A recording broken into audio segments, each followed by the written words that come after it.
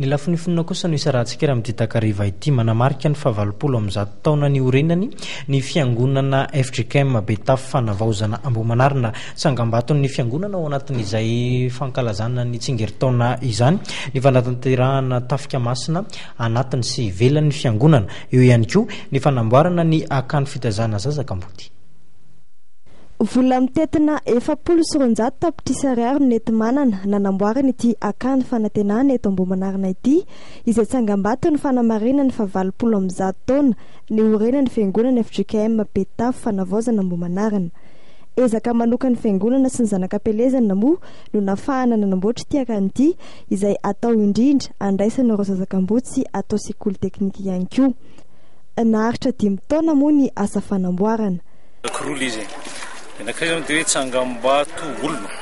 Tsangambaton'olona io zany dia amin'ny Fiangonana misona FJKM Betafo Fanavaozana dia nanamafy ny fototra amin'ny Fiangonana misona izay izy tamin'ny lalàna fanabeazana sy ny fitovana filazana tsara. Dia mitanjona amin'izay dia tonga ny olona zany anatona amin'ny tompo, andray ny famonjen'ny tompo, an'olo tena ho an'ny tompo, ary azo efa nandray ny tompo dia manavao ny fanolorany tenany. Dia izay no tena hoe Tsangambato raisina zany fa akoatran'izay dia tetikasa namarina zao Tsangambato zao ny famitana sy fitokanana ny akany lehibe anankiray hoe Akany Fanantenana izay hitazana zazakam-boty sy anaovana sekoly teknika. Misy chapelle mahazaka olona 50 isa, efitrano fatoriana mitotaly 70 isa, efitrano fisakafoanana, atelier vy iray, atelier zaitra, efitrano fianarana, tranomboky, efitrano fitsaboana, efitrano ho an'ny mpampianatra sy mpandraharaha ary birao ity Akany Fanantenana ity.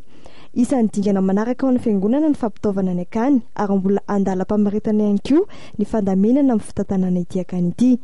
Androany anatany ny lanonana fitokanana tamin'ny fomba ofisialy ity Akany Fanantenana ity izay ny alohavana fanompoam-pivavahana teto amin'ny Fiangonana FJKM Betafo Fanavaozana akany filohan'ny FJKM ny mpitandrina lalaka sendrahasina no nitondra ny havatry ny tompo tamin'izany.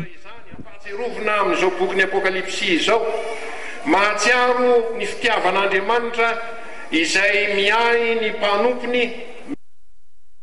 Fitentsika fokosa ny fampalalama vonsongadina tamin'ity takariva ity ny akatra fampanaovana androany ny vororoy tao anatin'ny ilay raharaha famakinan'ny Fjkm teny andrary fantatrary fa afaka mahadiodio tao aorinan'ny fitsarana ny mpiandro fonja misa 12 na hiditra amponja kosa i Rasolofo Stefana izay namany ireo mpanafika. Akoatr'izay dia ankalazaina rampitso ny fa 7 taona ny filopamorona ny Arema ny amiraly dederatsiraka isan'ny fanambarana mizinezina ao amin'ny rapitso naterahany ity filo teo aloha ity.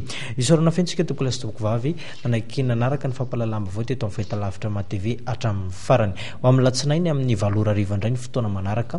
Filomato.